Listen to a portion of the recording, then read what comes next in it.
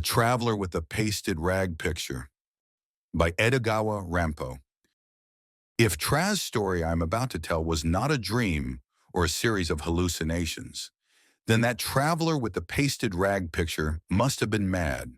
Or it may even be that I actually did catch a glimpse of one corner of another world, as if through a magic crystal, just as a dream often carries one into the realms of the supernatural, or as a madman sees and hears things which we, the normal, are quite incapable of perceiving. One warm, cloudy day in the dim past, I was on my way home from a sightseeing trip to Watsu, the town on the Japan Sea noted for its many mirages. Whenever I tell this story, those who know me well often contradict me, pointing out that I have never been to Watsu. Then I find myself in a greater quandary than ever, for I do not have even a shred of evidence to prove that I have actually been there. And I begin to ask myself, was it only a dream after all? But if so, how account for the vivid colors I distinguished in the dream? It is well known, as all dreamers will agree, that scenes which appear on the screen of the subconscious mind are quite devoid of color, like the flickerings of a black and white motion picture. But even now that scene of the interior of the railway carriage flashes back vividly to my mind, especially the garish rag picture with its striking colors of purple and crimson, with the dark, piercing, snake-like eyes of the two figures depicted there. It had only been a short time previously that I had seen a mirage for the first time in my life. Originally, I had expected a mirage to be something like an ancient painting, perhaps a beautiful palace floating serenely on a sea of mist. But at the sight of a real mirage, I was startled, to say the least. There, at Watsu, under the gnarled branches of old pine trees lining the silvery beach, I and a large group of other visitors gazed expectantly at the expansive sky and sea. Never had any sea seemed so unnaturally devoid of sound. It was an eerie and ominous gray, without even a ripple, looking more like an endless swamp. Gazing as far as my eyes could reach, I noticed that there was no line marking the horizon, for sea and sky were merged into a thick, grayish haze, and above this haze, a large, ghost-like white sail suddenly loomed, gliding along smoothly and serenely. As for the mirage itself, it seemed as though a few drops of India ink had been spilt on the surface of a milk-colored film and then projected enormously against the sky. The forests of the distant Noto Peninsula were vaguely and enormously magnified, like black worms placed under a microscope and seen through a badly focused lens. At times it also took on the aspect of a strangely shaped cloud, but the location of a real cloud is clearly distinguishable, whereas in this case I discovered that the distance between the mirage and its observer was oddly immeasurable. This uncertainty of distance made the mirage even more eerie than I had ever imagined it would be. Sometimes the mirage took the form of a horrible ogre floating in the distant sky. Then swiftly, it would assume another hazy and monstrous shape looming inches away from my face. At other times, it was like a huge blackish dot seen directly before my eyes. A moment later, a mammoth-sized quivering triangle would begin to grow, bit by bit. Then suddenly it too would collapse without warning. Quickly, the same indescribable mass would appear again, this time stretching horizontally and running like a long train. But again the shape would scatter before it could be brought properly into focus, transforming itself into something resembling a row of fir trees. And yet, despite all these changes of form, each transitional process was so subtle and gradual as to be imperceptible. Perhaps the magical power of this mirage had bewitched us all. If so, then it may well have been that the same uncanny power continued to hold me in its grasp, even on the train carrying me homeward.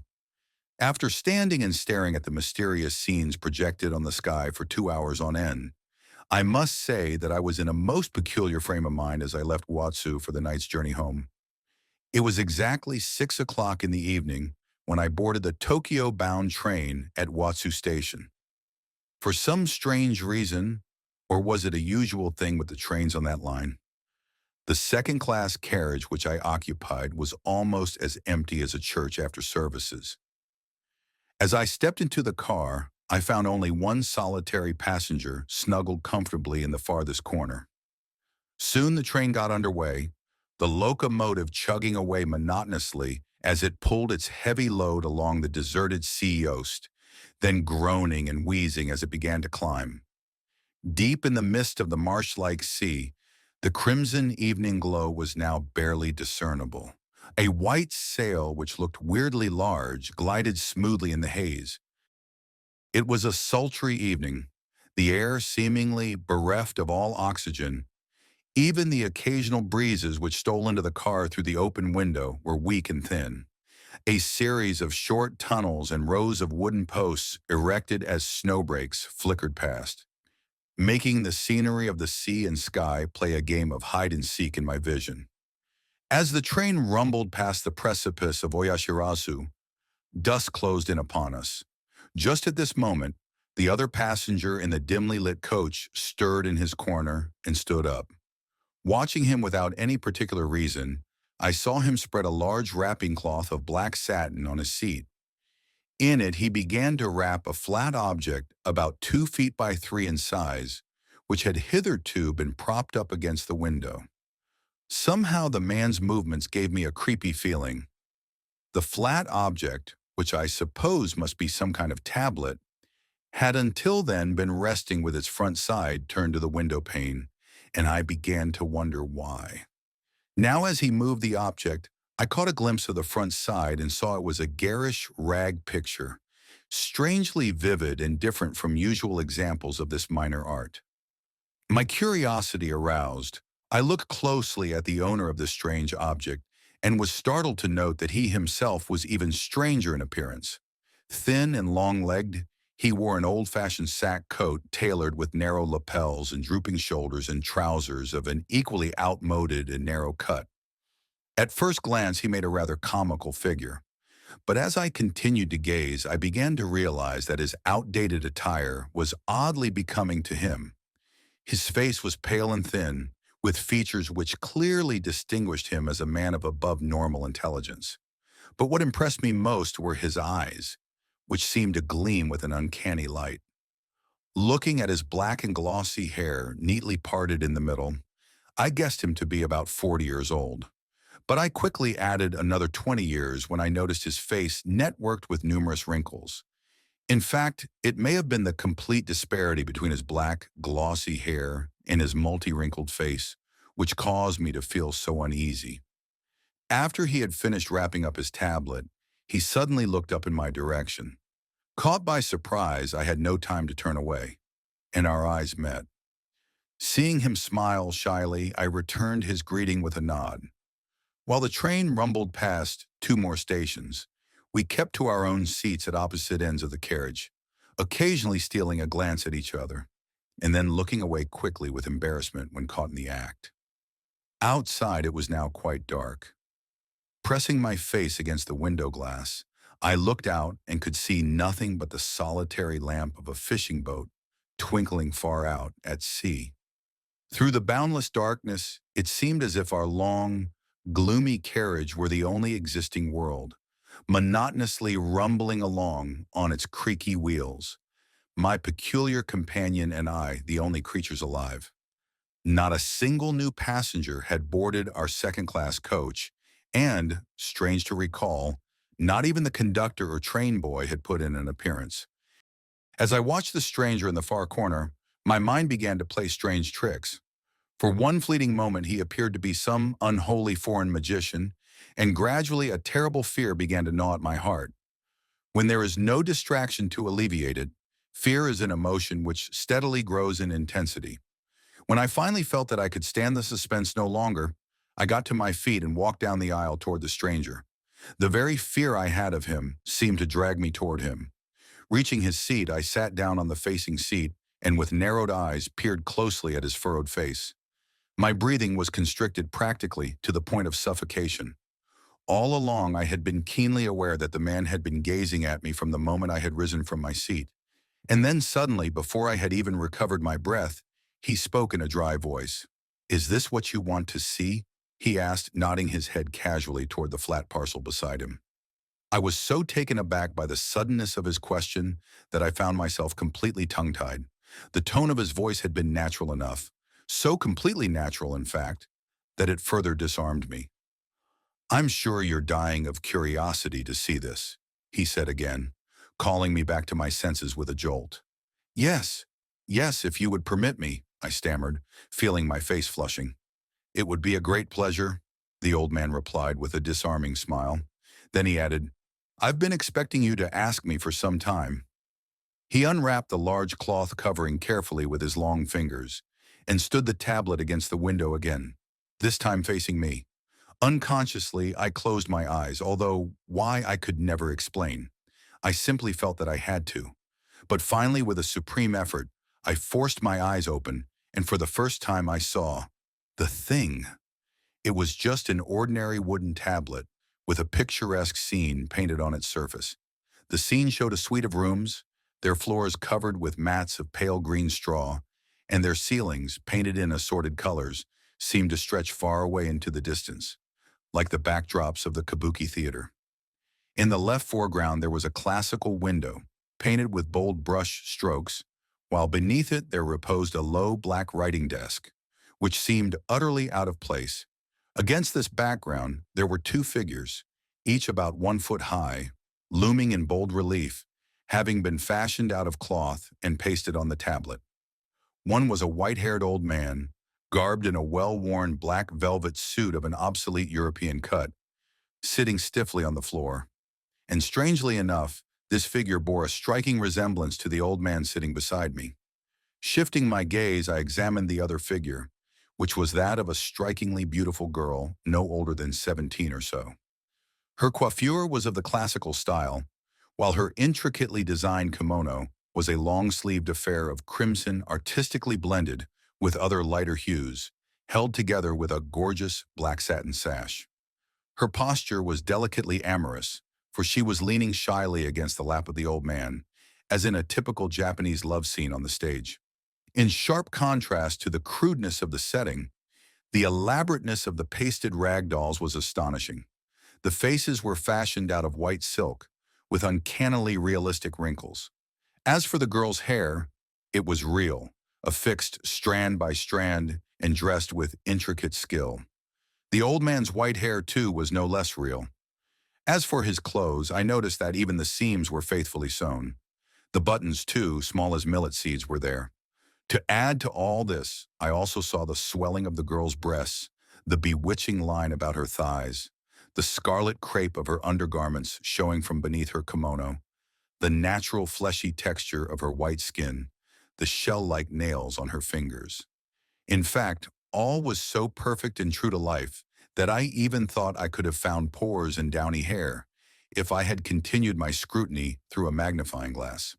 The tablet itself appeared very old. The colors of the background had peeled off here and there, and the costumes of the pair were faded in color. Despite these flaws, however, the two figures were so uncannily real that one would have expected them to come to life at any moment. In the classical puppet theater, I have often experienced the sensation of seeing a doll, manipulated by a real master of the art, momentarily come to life. But the two rag figures pasted on the tablet had not just a fleeting aliveness, but a permanent one. Lost in my wonder, I had almost forgotten the old man beside me, but suddenly he gave a cackle of delight. "Do you realize the truth now, my good man?" After uttering this cryptic remark, he took the black leather case which had been hanging by a strap over one shoulder and calmly began to unlock it with a small key. Then, taking out a very old pair of binoculars, he held them out to me. "Look through these," he invited. I was reaching for the glasses when he interrupted. No, you're standing too near. Step back a little. There, that's better." Although it was a strange invitation, I was gripped by an intense curiosity. The binoculars were queerly shaped, and their leather case was worn with age and use, its inner layer of brass showing here and there. Like the clothes of their owner, the binoculars, too, were quite a museum piece. Taking the proffered binoculars, I raised them casually to my eyes. But the old man suddenly cried out so piercingly that I almost dropped the glasses. "No, no, no, wait, wait! You're holding them the wrong way!" he shrieked wildly. Don't ever do that again!" Startled by the outcry and the insane light gleaming in his eyes, I lowered the instrument and mumbled a hasty apology, although for the life of me, I could not understand the reason for his sudden consternation. Raising the binoculars again, this time in the proper way, I began to adjust the lenses, and gradually there came into focus an amazingly large image of the girl on the tablet, her white skin glistening with an utterly natural luster, and her entire body seeming to move. Within the confines of the antique 19th century binoculars which I held in my trembling hands, there vividly existed another world, entirely alien from my own. And within this realm, there lived and breathed the gorgeous young girl, incongruously enjoying a tete-a-tete with the white-haired old man who was surely old enough to be her grandfather. This must be witchcraft, I unconsciously warned myself. But like a person caught in a hypnotic trance, I found it impossible to avert my eyes. Although I could see that the girl was quite immobile, her whole appearance seemed to have undergone a complete transformation. She now seemed to be a totally different creature from the one I had scrutinized with my naked eye. But whatever the changes which had been wrought, they were all to the good. Now her whole body seemed to quiver with life. Her pale face had turned a rosy pink. And as for her breasts, they now seemed to be actually pulsing beneath her thin, silken kimono. After I had feasted my delighted eyes on every inch of her luscious, delicately molded body, I turned the glasses on the happy, white-haired old man, against whom the girl was leaning. He too seemed to live and breathe in the realm of the binoculars. As I watched, speechless with wonder, it seemed that he was trying to embrace this girl who was but a mere child compared to his venerable old age. But quickly I also caught another expression on his wrinkled face, a terrifying mixture of grief and agony. At this point, I began to imagine that I was caught up in the terrors of a nightmare, and by sheer force of will, I pulled the binoculars down and looked around. But nothing had changed. There I was, still standing in the dimly lit railway coach, with the pasted rag picture on the tablet and the old man, plus the darkness outside, filling my gaze with the same monotonous rumbling of the train's wheels vibrating in my ears. "You look deadly pale," my strange companion remarked, eyeing me intently. "Can I help it, after what I've seen?" I replied nervously. For a moment I thought I'd gone insane. He ignored my words and continued to stare, so I tried to conceal my embarrassment with a commonplace remark. "It's quite close in here, don't you think?" I muttered. But this pleasantry too went unheeded. Bending forward, he brought his face up close to mine, and rubbing his long, bony fingers vigorously, spoke in a low whisper. "They were alive, weren't they?" Before I realized what I was doing, I found myself nodding in agreement. This admission seemed to please him greatly. "Would you like to hear the story of their past?" he asked suddenly. Their past, did you say?" I blurted out, unable to interpret the meaning of his query. "Yes, their past. That's what I said," he repeated in the same low tone, "especially that of the old man with the white hair." But, but I don't understand," I began, pinching myself to make sure that I was awake and feeling the pain. Do you mean the story of his past since his youth?" "Exactly," he replied emphatically with an odd smile, "since the day he was only 25 years old." And with these words, I suddenly found myself yearning desperately to hear the whole tale. "By all means, tell me the story," I urged impatiently, sitting on the edge of my seat. "Tell it to me in full detail." Thereupon, the old man smiled again and launched into the following story. "I remember it all very vividly," he began, "even to the precise day my elder brother turned into that." Eli nodded toward the tablet. "It was on the evening of the 27th of April in 1895. But let me start from the beginning. My brother and I were born the sons of a draper, living in the Nihonbashi district of downtown Tokyo. The time of which I speak was not long after they had built in Asakusa Park, that 12-story tower known as the Junikai, which until its destruction in the Great Earthquake was a marvel of architecture for all provincial visitors to the capital. Almost every day my brother used to go and visit the tower, for he was of a very curious disposition and loved all things of foreign origin. These binoculars, yes, the ones you used, were but one example of this peculiar craze of his. He bought the binoculars at a small curio shop located in Yokohama's Chinatown. I remember my brother telling me that they had once belonged to the master of some foreign ship, and that he had paid a tidy sum for them. Every time he said, "My brother," the old man either looked or pointed at the other old man in the pasted rag picture, as if to emphasize his presence there. I soon realized that he identified the memories of his real brother with the white-haired old man in the picture, and hence talked as if the picture also were alive and listening to his story. Strangely enough, the fact did not strike me as being at all unusual. During those moments, both of us must have been living in some strange domain far beyond the operations of the laws of nature. "Did you ever go up the Junikai?" The old man's voice droned on. "No." "What a pity. It was quite a strange building, I must say. I often used to wonder what sort of a wizard had built it. It was said to have been designed by an Italian architect. I must explain that in those days, Asakusa Park was even more of a showplace than it is now. At nearly every turn there was one attraction after another.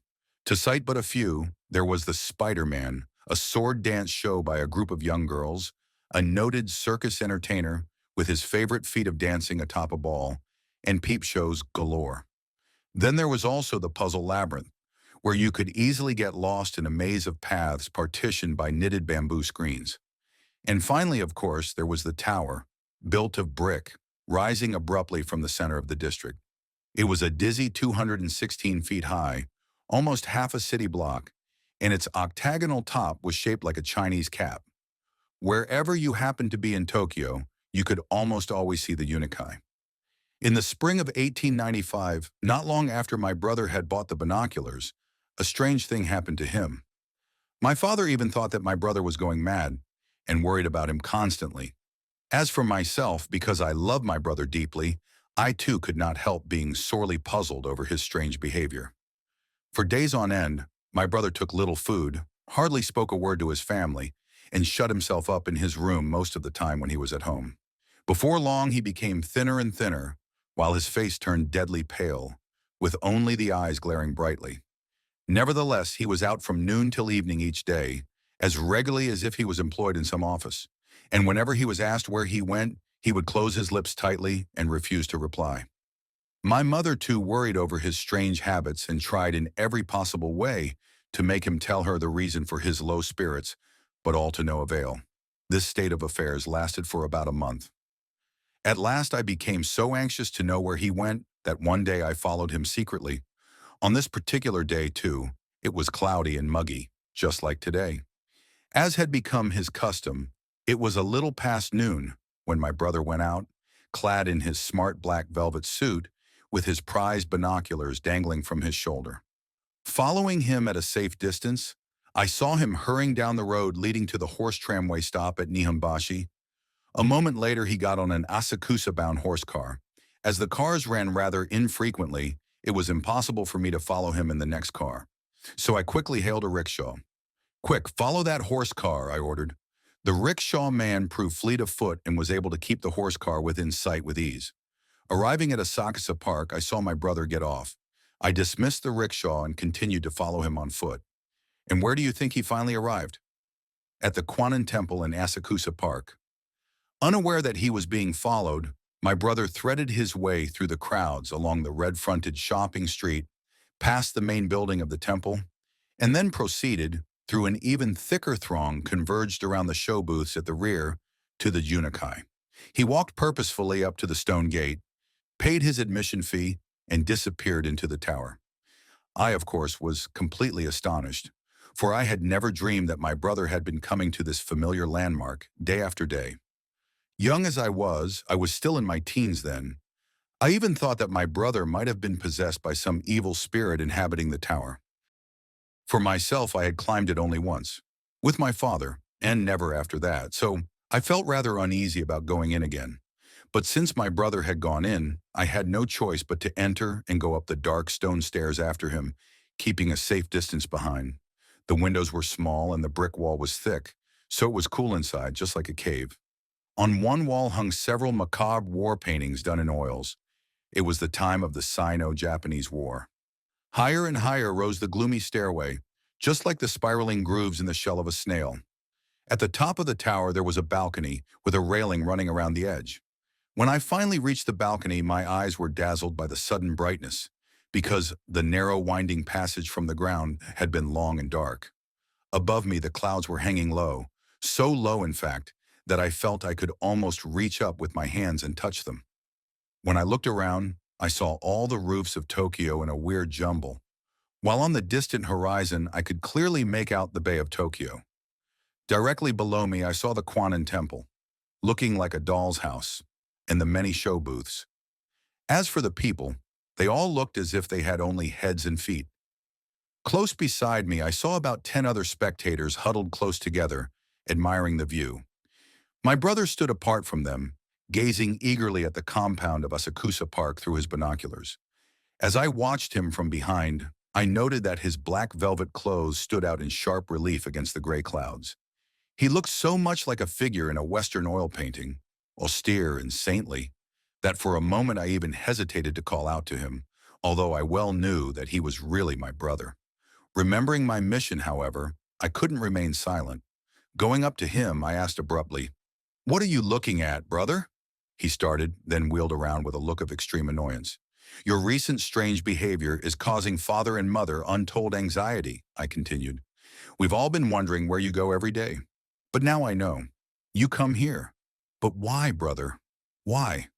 For God's sake, you've got to tell me. You can trust me, can't you?" On and on I pleaded with him. At first he refused to discuss the matter, but I kept pestering him for an explanation so insistently that he finally gave in. But even after he explained, I found myself more mystified than ever, for what he said was altogether incomprehensible. According to him, one day about a month before, he happened to be gazing down through his binoculars from the top of the Junakai into the compound of the Kwannon Temple, when he had suddenly caught a glimpse of a girl's face amidst the crowds of people.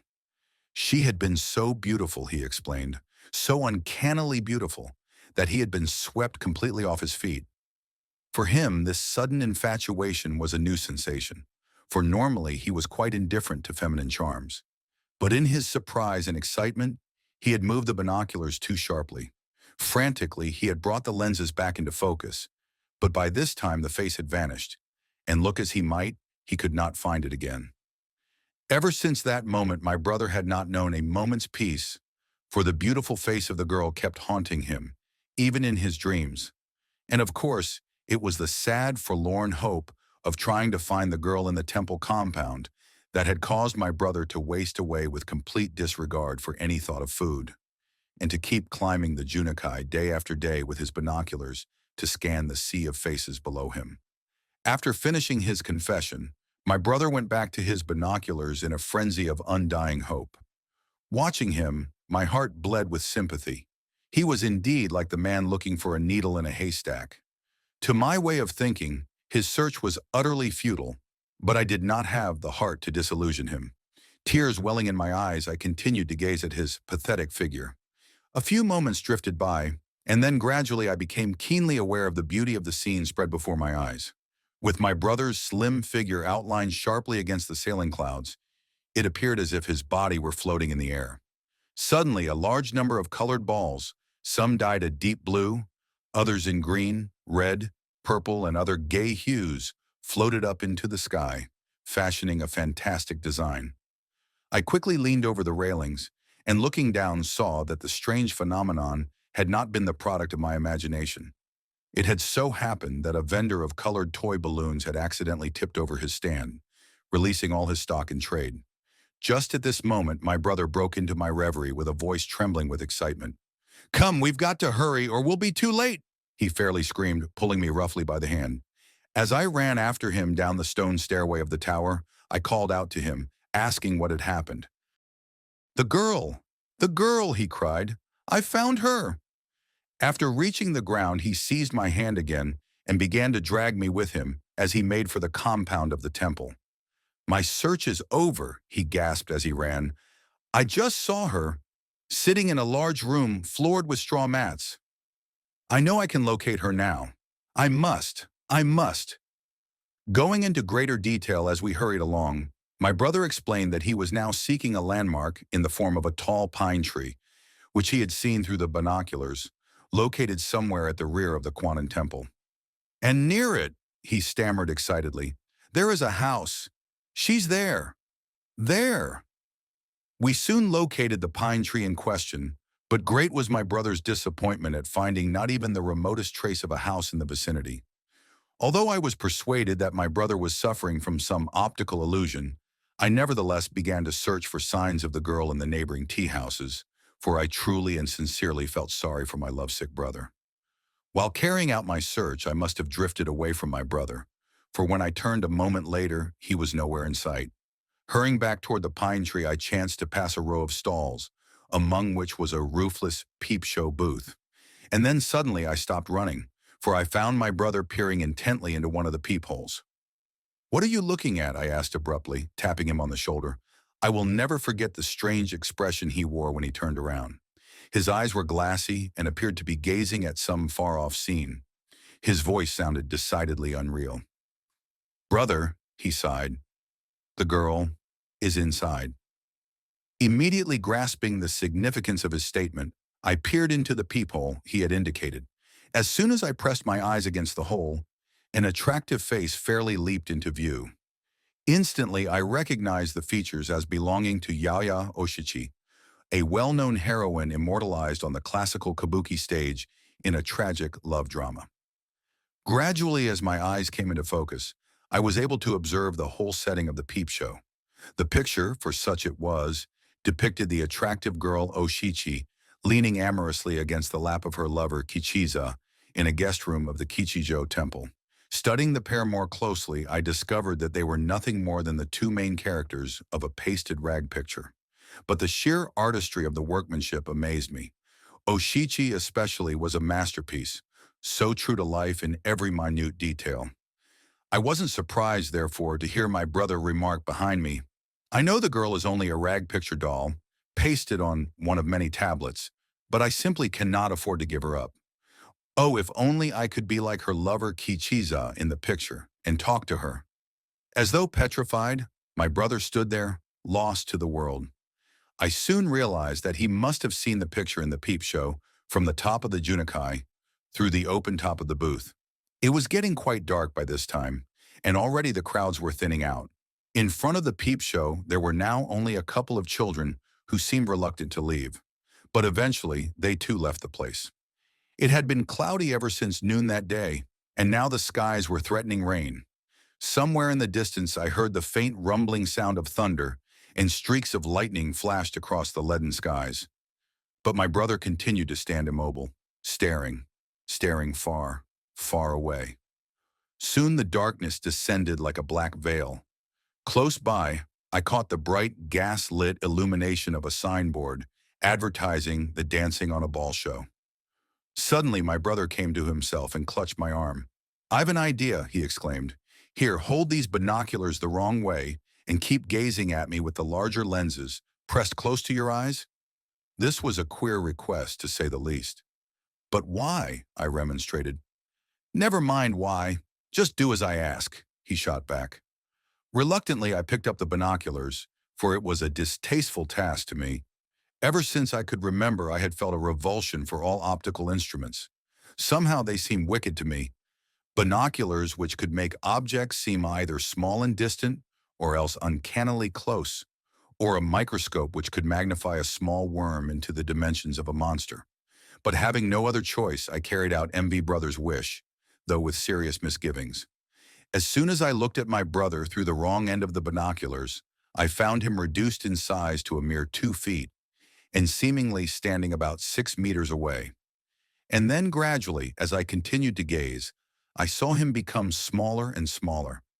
Soon he was only about a foot in height, but I was undisturbed, for I thought that he was merely moving further away from me, walking backwards.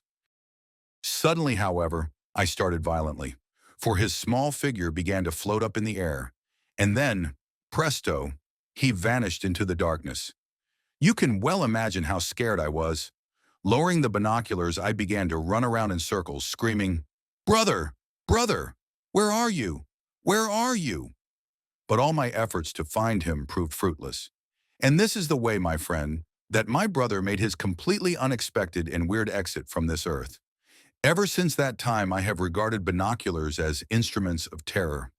I am especially afraid of this particular pair. Although it may sound superstitious, I have always had the feeling that swift misfortune will overtake any man who looks through these lenses from the wrong end. Maybe you can now understand why I stopped you so violently when you held them the wrong way a few moments ago. To return to my story, I soon tired of my search and returned to the peep show. Suddenly, like a bolt from the blue, I was struck by a queer thought. Could it be possible, I asked myself with a shudder, that my brother purposely reduced himself in size by dint of the black magic of the wicked binoculars and went to join the girl of his undying affection in the pasted rag picture? Jolted by this thought, I quickly aroused the owner of the booth and asked him to let me have another look at the picture slide of the Kichijo temple. Sure enough, as soon as I saw the pasted rag picture by the light of an oil lamp, I found that the worst had come to pass. For there, in that fantastic setting, sat my brother instead of the character Kachisa, passionately hugging the gorgeous Oshichi. Strange to say, I did not feel any sadness or remorse.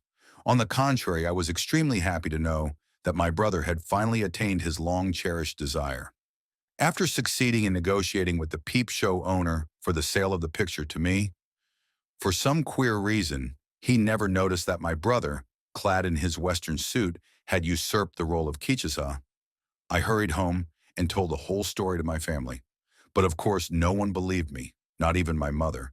They all thought that I had gone stark raving mad. Concluding his story, the old man began to chuckle to himself. And for some unexplainable reason, I too found myself smiling. I could never convince them, he suddenly continued, of the possibility of a man's turning into a rag picture doll. But the very fact that my brother had completely vanished from the face of the earth proves that such is possible. My father, for example, still believes that my brother ran away from home. As for my mother, I finally succeeded in borrowing enough money from her to buy the tablet bearing the precious rag picture. Shortly after, I journeyed to Hakone and Kamakura, carrying the picture with me, for I would not deny my beloved brother a honeymoon. Now you can well understand why I always prop the picture up against the window whenever I ride on a train, for it is always my desire to let him and his lover enjoy the passing scenery. Before long, my father liquidated his business in Tokyo and moved to his native city of Toyama. I too have lived there for the past 30 years. And then, a few days ago, I decided to let my brother enjoy the sights of the new Tokyo, and that is the reason why I am making this trip. Sad to say, however, there is just one setback to my brother's happiness. For while the girl always remains young and fresh, for she is actually nothing but a doll despite her lifelike features, my brother grows older and haggard with the passing of each year, for he is human, of flesh and blood, just as you and I. Where once he was a handsome and dashing young man of 25, he has now been reduced to a white-haired old man, feeble of limb and ugly with wrinkles. Ah, what a sad situation, and what irony! Sighing deeply, the old man straightened, as if he had suddenly awakened from a trance. Well, I've told a long story, he remarked, and I assure you that every word I've spoken is true.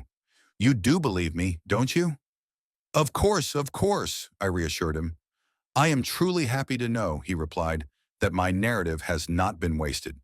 He then turned to the rag picture and began to speak in a soft voice, like the cooing of a dove. You must both be tired, my dear brother and sister-in-law. And you must also be feeling embarrassed, for I told the story in your presence. But cheer up, I'll put you to bed now.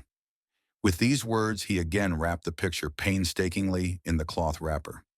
As he did this, I caught a fleeting glimpse of the faces of the two figures, and I could have sworn that they had thrown me a smile of friendly greeting.